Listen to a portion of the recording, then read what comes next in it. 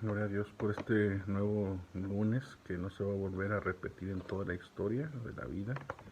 Solamente hay uno en la historia y hay que aprovecharlo.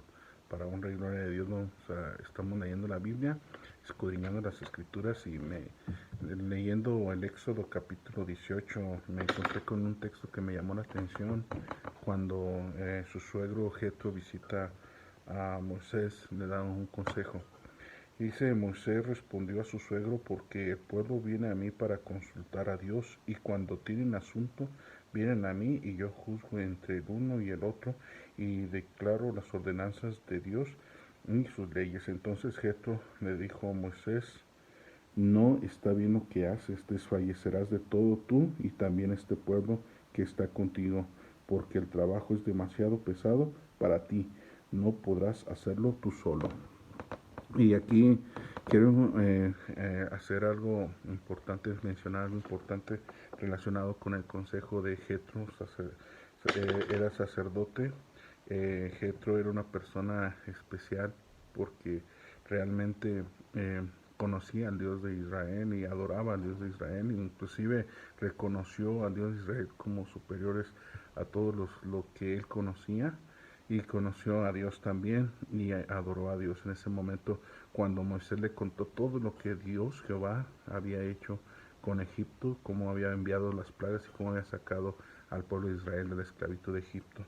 Pero lo que me llama la atención es que cuando el pueblo quería una atención, cuando el pueblo requería algún asunto, todos acudían a Moisés y hacían filas, y pues todo el día no le alcanzaba a Moisés para atender todos los asuntos del pueblo, y pues sí acudían a consultar a Dios. Mas sin embargo, Jetro al ver esto le dio un consejo, le dijo: sabes que vas a perecer tú y tu pueblo, mejor, sabes que te voy a dar una estrategia. La estrategia que utilizó Jetro y que le compartió a Moisés fue la siguiente: capacita, enseña, enséñale al pueblo la palabra, la ley, enséñales a cómo deben de vivir. Después de esto establece líderes, gente que no sea muy avariciosa al dinero, que no tenga problemas con eso, y nombra a jefes de centenas, de decenas y de millares, y empieza a establecer una estructura, una organización.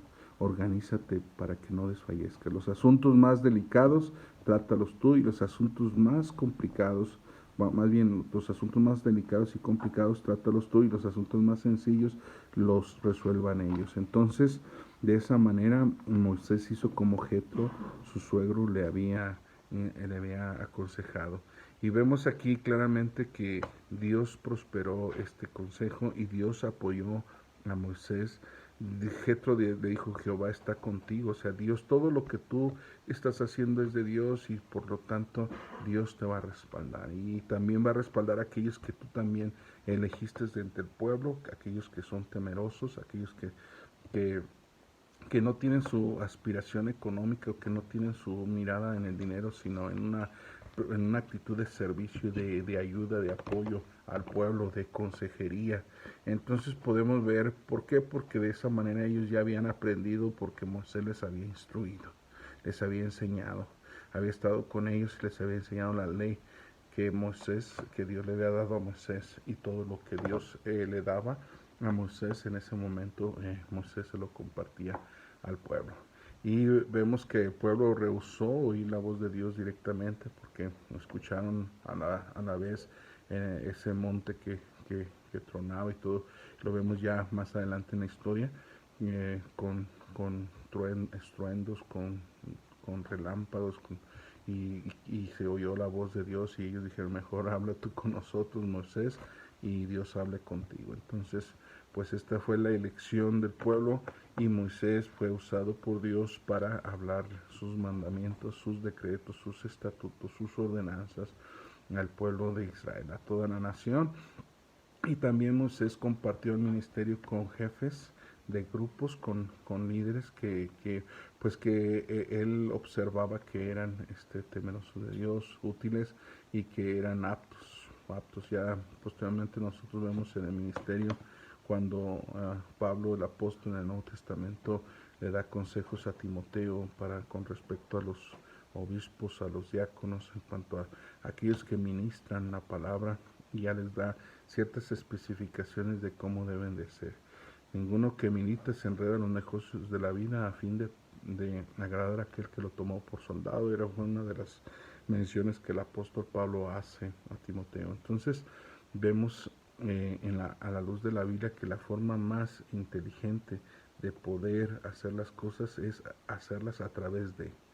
O sea, el discipulado es esto también, ir y hacer discípulos, y estos discípulos van a ser más discípulos. Entonces, eh, hacer discípulos es lo que dice mismo Mateo capítulo 28, verso 19, y Marcos 16, 16. Dice también la palabra de Dios: y enseñándoles que guarden todas las cosas que yo os he mandado, y estaré con vosotros hasta el fin de los tiempos. Entonces, esto es algo importante para nosotros, el ver que si tú como siervo de Dios te organizas, y si organizas al pueblo y estableces un apego a la palabra de Dios, un apego a la dirección y a la guianza de Dios a través de su Espíritu Santo, ese Espíritu Santo que dirige y que nos guiará a toda verdad, a toda justicia. Y esto también enseñas al pueblo, y eliges del pueblo gente apta para realizar el trabajo también, compartes el ministerio, y así sucesivamente, de tal manera que no se alude al trabajo, no se huye al trabajo, simplemente se organiza y se atienden los casos directamente delicados y más específicos y más delicados. Entonces, de esa manera, pues estamos colaborando en el reino de los cielos, y esto fue lo que hoy aprendemos de Moisés y de Jetro, que ya en ese tiempo existían las organizaciones y se organizó. La Biblia también enseña a los discípulos nuevos, dice, edificados sobre el fundamento de los apóstoles y profetas, siendo la principal piedra del ángulo Jesucristo mismo. Hay una escritura ahí, dice que él mismo constituyó unos apóstoles, otros profetas, otros evangelistas, otros pastores, otros maestros, a fin de perfeccionar a la iglesia para la obra de Jesucristo, a fin de perfeccionar a los santos para la obra de Jesucristo. Aquellos que fueron lavados con la sangre del Cordero en el bautismo, invocando su nombre, aquellos que fueron elegidos por Dios para que conociesen los misterios de Dios y fuesen arrepentidos y fuesen lavados con la sangre del Cordero en el bautismo por inmersión. De esa manera, pues son los santos porque fueron lavados con esa sangre al invocar el nombre santo de Jesucristo. Dios les bendiga.